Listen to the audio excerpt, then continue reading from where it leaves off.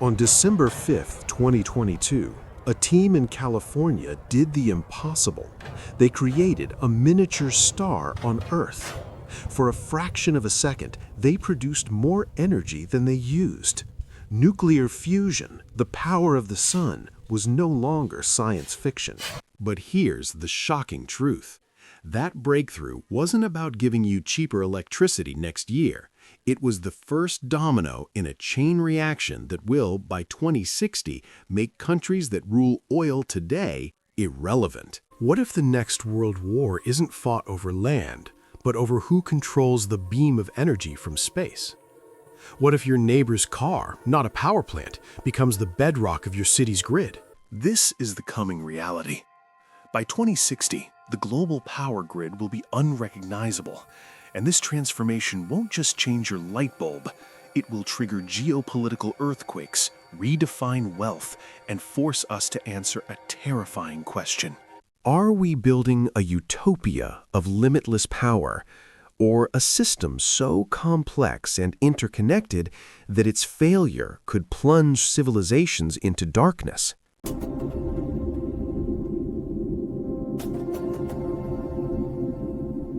Jordan is standing in a modern, clean studio with dynamic lighting. A subtle holographic-like grid glows in the background. Welcome back, future visionaries. I'm Jordan. If that opening felt like a scene from a sci-fi thriller, I need you to understand something. It wasn't. Every single element was based on published research, current prototypes, and the immutable laws of physics and economics. What we're about to dive into isn't speculation. It's a forecast, a logical projection of technologies that exist today in labs and pilot programs, scaling across the decades between now and 2060. We're going to deconstruct the future of energy. We'll move from the fragile grid of today through the unseen revolution coming by 2040 and finally to the world-altering system of 2060. We'll talk about power from space, mini-suns on Earth, and an AI brain that could manage it all. But this journey isn't just about wires and watts. It's about power in every sense of the word. Who will have it? Who will lose it? And what moral price are we willing to pay for a planet humming with limitless, clean energy? So, get comfortable, but don't get too relaxed. We're about to scratch our brains on the most fundamental engine of our civilization. Let's begin. To see the future, we must first diagnose the patient, and our global energy system is a weary, patchwork patient running a marathon. Today's grid is a monument to 20th century thinking, centralized, brittle, and dirty. Think of it as a one-way highway. Giant power plants, coal, gas, nuclear, hydro, generate massive amounts of energy in a few key locations. This energy then screams across hundreds of miles through aging transmission lines, losing power as it goes, until it finally trickles into your home. The fuel mix? Still dominated by fossil fuels. Despite the rise of wind and solar, over 60% of global electricity comes from burning something. This isn't just a climate problem, it's a geopolitical anchor. Nations structure their entire foreign policy around securing oil and gas routes. And the infrastructure? In many developed nations, it's past its retirement age. The American Civil Engineers Association gives the U.S. energy infrastructure a C-. It's vulnerable to extreme weather, cyber attacks, and simple wear and tear. But here's the core inefficiency. It's stunningly dumb. The grid doesn't know if your TV is on or your fridge is off. It generates based on predicted demand, and if we're wrong, we fire up polluting peaker plants. We waste enough energy in transmission and mismanagement to power entire nations. Incremental change, a few more solar panels, a slightly more efficient gas turbine, won't fix this. The 21st century's challenges, AI data centers, continent-scale electric vehicle fleets, the urgent need for deep decarbonization demand not an evolution, but a revolution. And that revolution is already brewing in the background. The next 2 decades will be a period of silent, foundational upheaval. By 2040, the pieces of the 2060 grid will be assembled and tested. Let's look at 3 pillars. Remember that miniature star from the trailer? That was the proof of principle. The next 20 years are about engineering, not science. Projects like ITER in France are building the massive, complex prototypes, but smaller, nimbler companies are betting on radical alternative designs. The goal by 2040 isn't necessarily a grid powered by fusion, but having several demonstration plants proving net positive, continuous energy generation. Think of it like the Internet in the 1980s, a proven technology confined to labs and specific institutions, waiting for its commercialization wave. Fusion shifts from if to when and how cheap.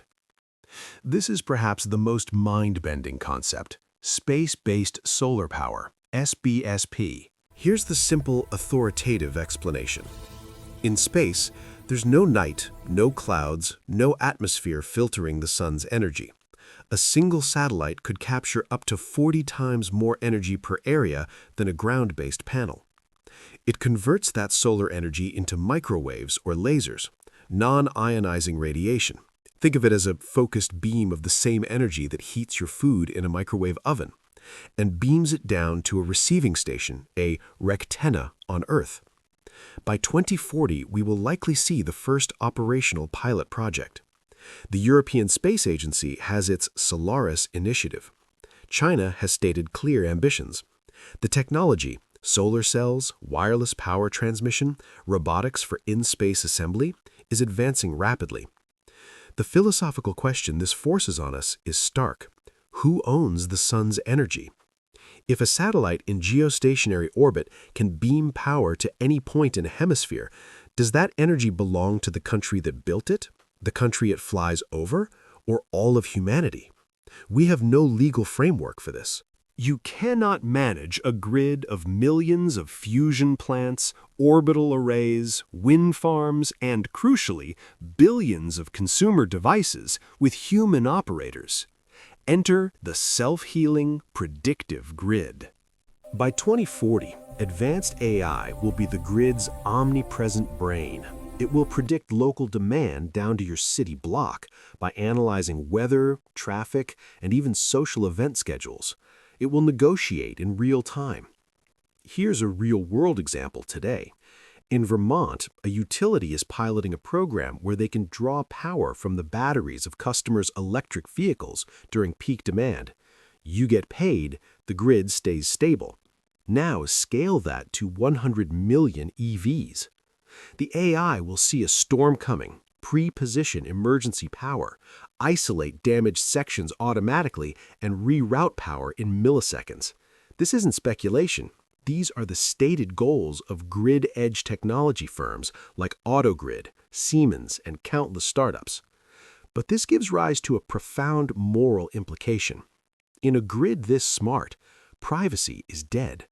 For the system to work, it must know if you're home, when you cook, when you sleep. Your energy consumption pattern is a biometric fingerprint. Do we trade this intimacy for resilience? Now let's synthesize these pillars into the world of 2060.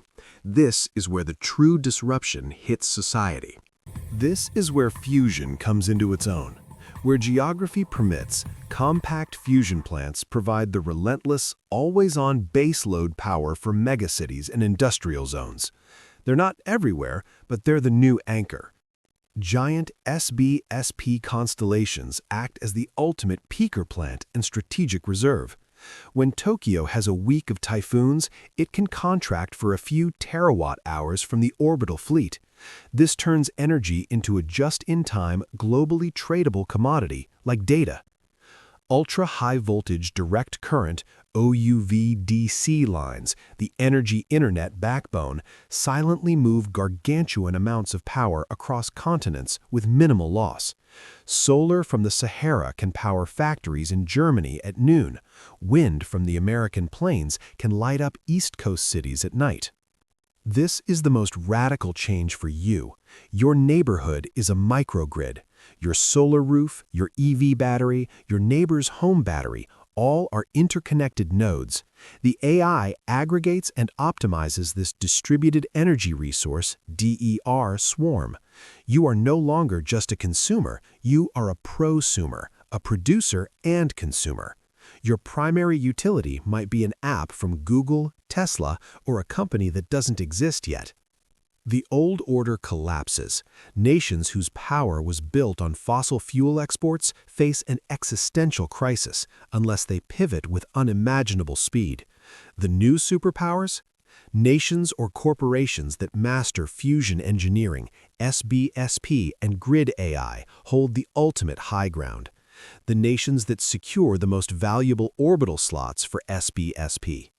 The grid of 2060 is mineral-hungry: lithium, cobalt, copper, rare earths. But here's the twist. Fusion and advanced recycling could dramatically reduce this dependence long-term, making this power transient. Energy wars may not be fought with tanks, but with cyber attacks on grid AI and kinetic anti-satellite weapons to blind or destroy orbital power stations. Deterrence shifts from nuclear missiles to the threat of plunging a rival into a months-long blackout. Energy approaches effective abundance. For developed nations, the cost of electricity could plummet for basic needs, fundamentally altering the cost of living, manufacturing, and computation. But access will be the new divide. Will the orbital energy beam down to a rectenna in sub-Saharan Africa or to a data hub in Luxembourg that pays more? The risk is a hyper-powered, resilient zones and abandoned, energy-poor hinterlands. And what is the meaning of work in a world of abundant, cheap energy that feeds automated industries and AI? We are forced to confront the purpose of human labor itself. So, we stand at the precipice. The path to 2060 is being paved with our choices today. The technology will happen. The physics works. The question is one of will, ethics, and vision. We've charted a course from our fragile, centralized past to a hybrid, intelligent, and awe-inspiring grid future. A grid that could empower humanity to its greatest heights, or entrench its deepest inequalities. This leaves us with one final intriguing question to discuss in the comments. If by 2060 you could draw your home's power from a mini-sun on Earth, a solar farm in space, or your own community's network, but each choice came with a different cost, not in money, but in privacy, autonomy, and geopolitical alignment, which would you choose and why? Tell me your thoughts. Debate each other. Let's crowdsource the ethics of this future. If this deep dive into our collective tomorrow fascinated you, if it made you think, then your support is what allows me to make more of it. So please, hit the like button. It's the energy signal to the YouTube algorithm.